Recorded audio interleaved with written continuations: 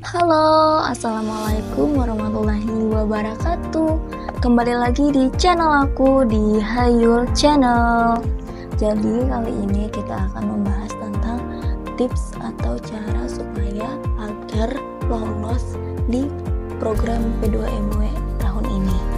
Nah, jadi sebelumnya aku Hayrini Yulianti, mahasiswa aktif dari program studi agroteknologi semester 6. Nah, jadi pada tahun 2023 aku ikut program P2MW bersama tim aku, yaitu ada Mariatu Siva, Misli Hafiz, dan juga Muhammad Rifki.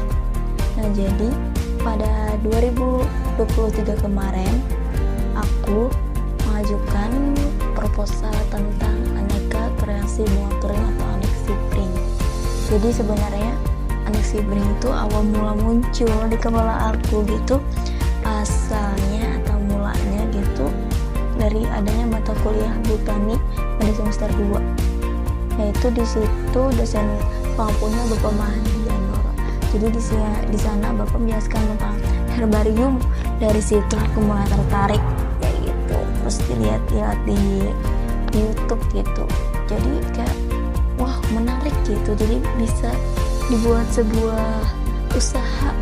Apalagi kan di sini desa gitu, jadi banyak banget tumbuhan yang tidak dimanfaatkan, atau biasanya gulma banyak banget di sawah. Itu gulma yang sebenarnya kalau diolah itu estetik. Yang aku mengajukan tentang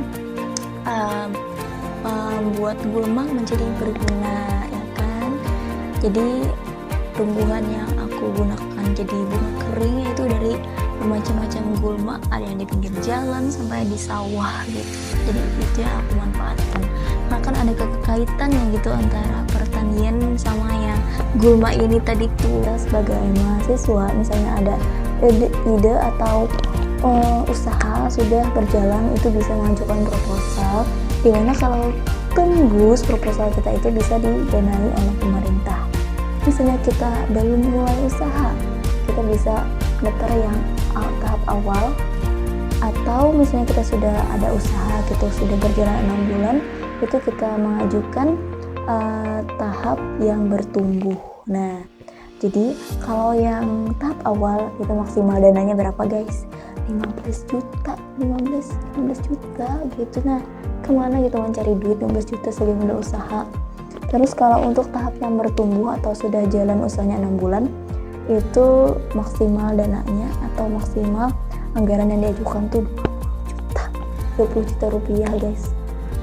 Jadi selagi kita jadi mahasiswa gitu, nah, jadi manfaatkan segala macam program dari pemerintah supaya kita menjadi seorang mahasiswa yang berjiwa berbisnis ya gitu kan. Jadi kayak jadi mahasiswa wirausaha gitu. Nah, buka lapangan pekerjaan nanti yang sudah lulus gitu, atau pas lagi kuliah ini atau saat kuliah ini. Jadi mumpung ada kesempatan lah, jangan disia-siakan gitu guys. Jadi untuk yang cara atau tips yang pertama yaitu niat atau kesungguhan hati pengen daftar P2MW. Karena kan saat kita kuliah tuh pasti ada bermacam-macam tugas lah atau apa, masalah apa gitu. Jadi kalau nggak dimulai dari niat awal gitu, ingin menjadi lebih baik lagi atau ingin mencari pengalaman yang baru gitu, jadi niat awal gitu dimantapkan dulu hati gitu. Nah, supaya mantap gitu mendaftar P2MW. Soalnya kan kita sukses tuh pasti ada prosesnya gitu, karena misalnya kita sudah niat pasti akan ada jalannya gitu. Misalnya kita sudah niat mau daftar P2MW, jadi kan pas atau saat mendaftar tuh pasti ada rasa-rasa malas gitu mengerjakan proposalnya. Jadi yang pertama menurut aku niat yang awal, niat yang awal kita ikut P2MW nih tujuannya apa gitu. Terus yang kedua, ikuti pedoman yang berlaku. Jadi kan setiap program tuh pasti ada pedomannya, kayak PKM, terus seperti P2MW, PPK Ormawa, dan lain sebagainya. Pasti ada pedomannya, jadi harus sesuai pedoman. Saat kalian membuat proposal, harus sesuai pedoman yang berlaku. Jadi misalnya pedoman apa kita harus ikuti. Nah jadi per tahun itu beda-beda guys pedomannya, jadi kita harus teliti. Jangan, kan ini 2023 mengikuti pedoman 2022, nah itu kan beda gitu. Dan sekarang misalnya 2024 harus ikuti pedoman yang di 2024 kayak itu, seperti itu. Jadi harus sesuai pedoman. Misalnya pedomannya harus ini, ya harus itu dilakuin. Terus yang ketiga tadi kan niat awal, harus memantapkan hati gitu untuk mendaftar PDOMW. Terus yang kedua ikuti pedoman. Terus yang ketiga ikut bimbingan teknisnya. Itu penting banget sih menurut aku, soalnya di bimbingan teknis tuh dijelaskan tentang penilaian dari proposal PDOMW, misalnya dari tujuan mulianya apa, sumber dayanya bagaimana. Nah itu dijelaskan. Terus kayak 4P tentang kompetitor dan lain sebagainya. Jadi wajib banget buat kalian agar lulus PDOMW, buka atau lihat di YouTube-nya Bella Mawa tentang bimbingan teknis PDOMW. Itu kita ikuti dari awal sampai akhir, harus dipahami benar-benar, harus diikuti petunjuk orang gitu supaya lulus. Itu yang ketiga. Terus yang keempat, kalau dari pengalaman aku najar sih. Maksud itu kayak misalnya lulus PDOMW, aku mau puasa atau apa gitu 2 hari atau sehari gitu, ada najarnya gitu, supaya kan kita najar tuh berarti pengen banget gitu kan. Selain itu yang keberapa nih, yang keempat yang pertama niat, yang kedua sesuai pedoman, ikuti pedoman yang tahun yang dijalankan. Terus yang ketiga ikut bimbingan teknis, yang keempat kalau bisa itu najar. Terus yang kelima itu guys harus kompak antar tim.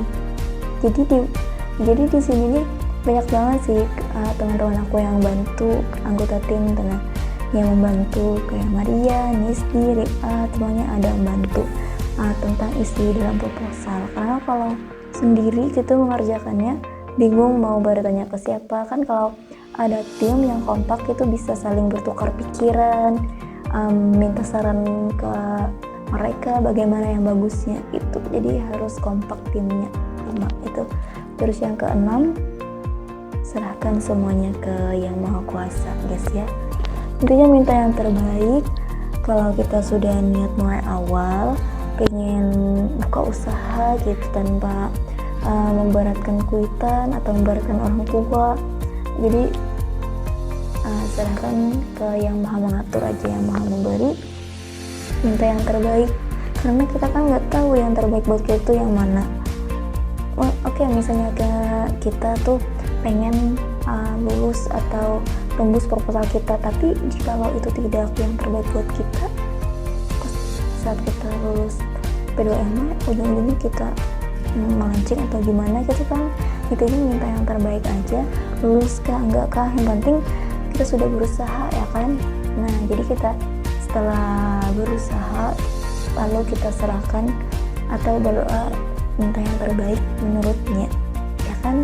Kalau menurut kita tuh nggak tahu sih kita yang mana yang terbaik buat kita, karena yang tahu yang terbaik buat kita ya hanya yang mau menciptakan yang terbaik buat kita. Jadi setelah sudah berjuang, sudah buat proposal habis, setelah itu serahkan semuanya kita yang terbaik. Semoga mendapat hasil yang sesuai keinginan kita atau yang terbaik lah buat kita intinya kan. Aku mengajukan itu yang tahap awal, dimana aku mengajukannya 14.685 dan yang tembusnya alhamdulillahirrahmanirrahim 14.680.000. Wah, masya Allah, alhamdulillah. Saat itu sebenarnya saat pengumuman tuh nggak tahu sih gitu.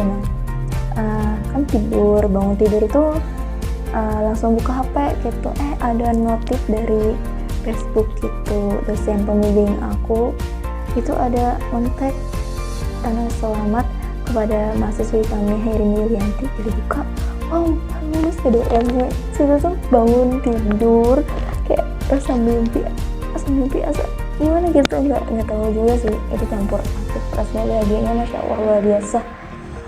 Kalau kita ada ide usaha dan kita sebagai mahasiswa lebih baiknya mencoba berbagai macam program yang dapat kita ikuti mumpung kita masih jadi mahasiswa gitu. Gunakan kesempatan yang mungkin tidak bisa terulang 2 kali, mungkin tidak bisa terulang 3 kali ya kan. Jadi kita manfaatkan sebaik-baik mungkin. Sekian dari aku, terima kasih banyak atas waktunya sudah nonton video ini ya guys ya. Terima kasih banyak, mohon kalau ada salah-salah kata ataupun salah dan sebagainya ya kan, mohon maaf lahir dan batin. Iya, intinya terima kasih banyak. Wassalamualaikum warahmatullahi wabarakatuh, semoga bermanfaat.